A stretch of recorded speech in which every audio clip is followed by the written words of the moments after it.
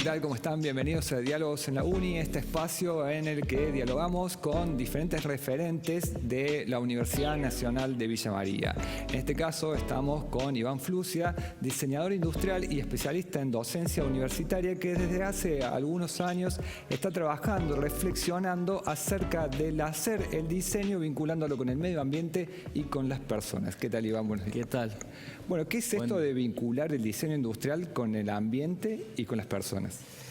Bueno, este es un tema que ya a partir de un cierto tiempo, transitando por la docencia y también por el ejercicio de la profesión, las décadas fueron marcando un cambio al que hay que prestarle atención, y todo eso fue volcándose también en los contenidos universitarios, es decir, de qué manera el diseño industrial como disciplina puede empezar a hacer un aporte pero desde la reflexión, porque si seguimos sobre la línea tradicional con la que el diseño industrial fue concebido, es decir, esta cuestión de la estandarización, la tipificación, si seguimos por ese lado estamos viendo los problemas que justamente se definen bajo los puntos críticos, como es el concepto de tecnósfera, es decir, esto que traemos también a la reflexión.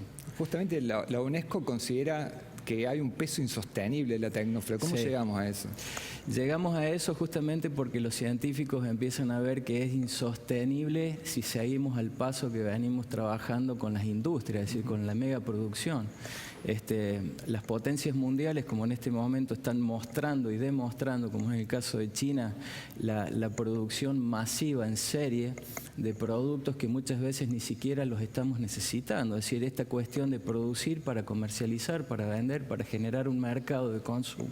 Y esa cuestión también muchas veces se genera medido de alguna manera a través de todas estas organizaciones y empezando a hacernos reflexionar más que nada desde el punto de vista del diseño, es decir, cómo podemos plantear desde el diseño rediseños de estructuras políticas, de estructuras socioeconómicas, y de qué manera un conjunto de disciplinas pueden formar parte de plantear un horizonte que le ponga un freno a esta situación, no a la situación de dejar de producir, pero sí de producir de la manera en que se lo está haciendo. Claro, esto tiene que venir acompañado del cambio cultural, un cambio cultural para disminuir estos niveles de consumo, pero al mismo tiempo pensar un diseño industrial que aporte a eso también. Exactamente, porque para decirlo rápidamente, el objeto, el producto industrial ha perdido la capacidad de homeostasis.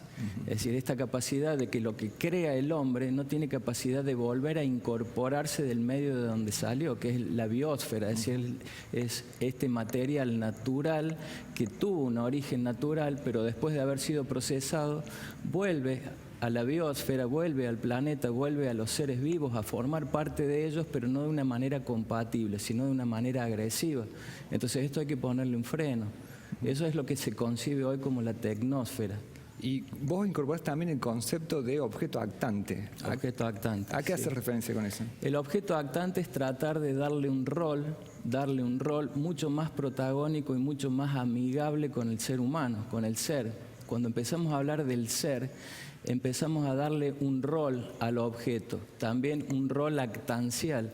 Esto no deviene de mí, es una idea que si bien estaba planteada por Greimas ya en el siglo XIX, principios del siglo XIX, como metodología para la narrativa, para los textos, para escribir novelas, y después, como eso fue muy exitoso, fue aplicado en el cine y fue aplicado también en el teatro.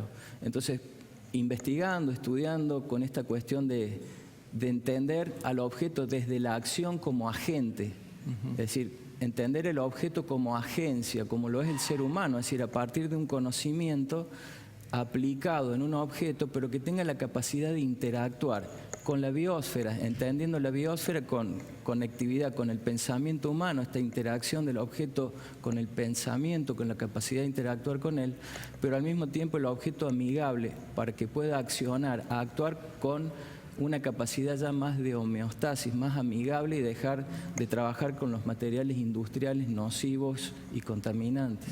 Hace referencia también a un eclecticismo, en esta definición. ¿Por qué llegas a ese punto? El eclecticismo es un conjunto de elementos heterogéneos. Si hablamos de pedagogía, hablamos de diferentes modelos de enseñanza y aprendizaje. Si hablamos de diseño, hablamos de diferentes materiales, diferentes tipologías.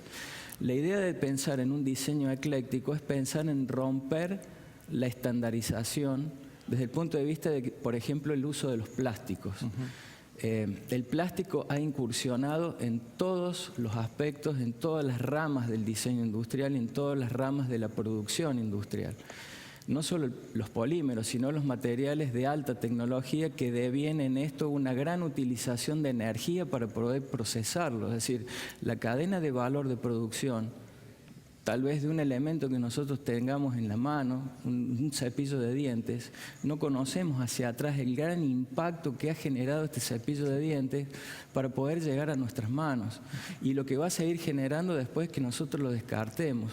Por eso que el eclecticismo es un enfoque de diferentes estrategias para poder revertir, por empezar, el ciclo de vida del producto. ¿Cuántas veces se piensa en el ciclo de vida del producto desde el punto de vista del rol lactancial que cumple en la sociedad? Claro. Es decir, si yo voy a utilizar algo muy poquito tiempo y lo voy a descartar, no tenemos idea de lo que ha pasado con eso que acabamos de descartar en cuanto al costo energético material, impacto medioambiental que ha generado en la biosfera y lo que va a seguir generando después.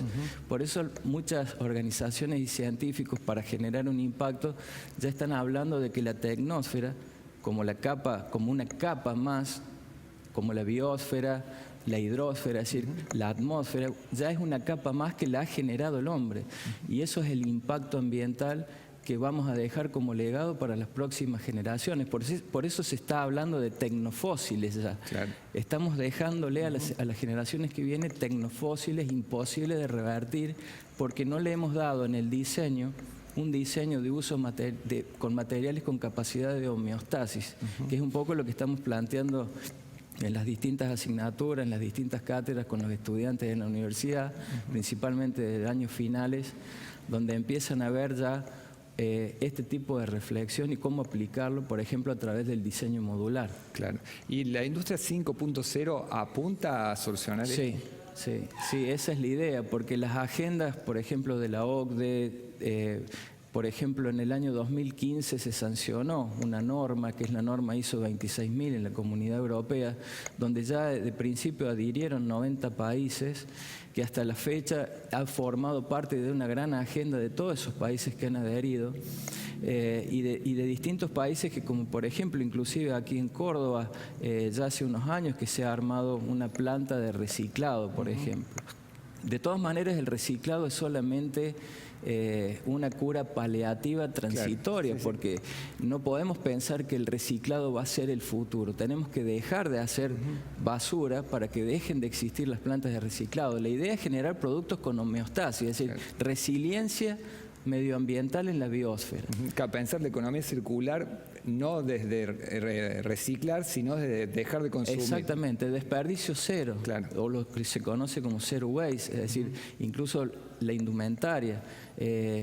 Va a cambiar la tipología, por ejemplo, la morfología, la geometría, la semántica en sí de lo que la forma nos muestra hoy a través de un electrodoméstico que está concebido en un molde, en una matriz por inyección, y desde ese punto de vista uno puede liberar ciertos aspectos que son los que generan el descontrol.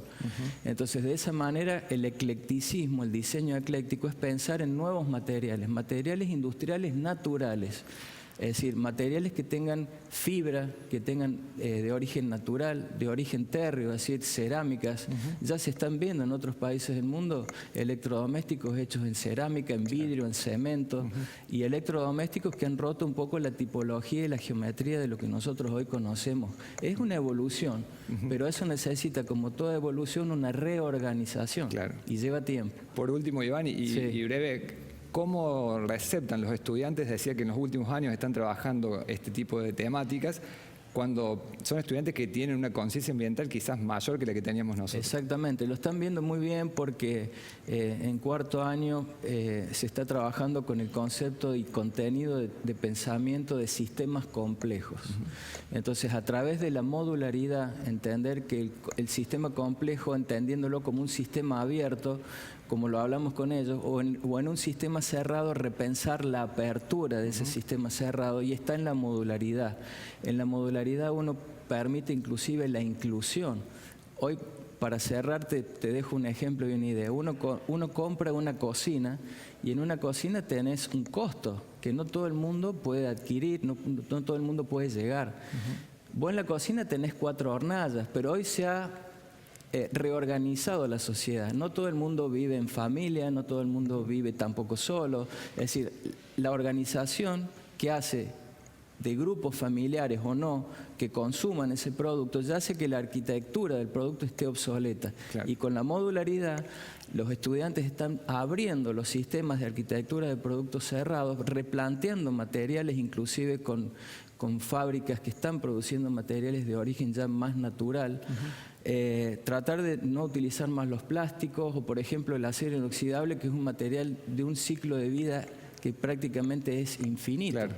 Pero el producto en sí es finito, o sea, la materia prima es finita, pero el ciclo de vida es infinito. Entonces, si uno plantea modularidad, permite adaptarlo al consumo, al poder adquisitivo y a la necesidad. Yo, si quiero una cocina de una hornalla, de 2 hornallas, puedo elegir el tamaño de la hornalla, si lo quiero con horno, sin horno, pero eso es toda una situación modular, donde cuando vos vas a comprar, podés configurar lo que querés y te entregan el producto modulado a tu necesidad y a tu poder adquisitivo. Exacto. Por ese lado va. Muchísimas gracias, Iván. Bueno, muchas gracias a ustedes. Ya lo vamos con Iván Flusia, diseñador industrial, también especialista en docencia universitaria, acerca de esta temática tan importante que es el diseño industrial pensado en relación con el medio ambiente y con las personas. Nos encontramos en la próxima semana en Diálogos en la UNI.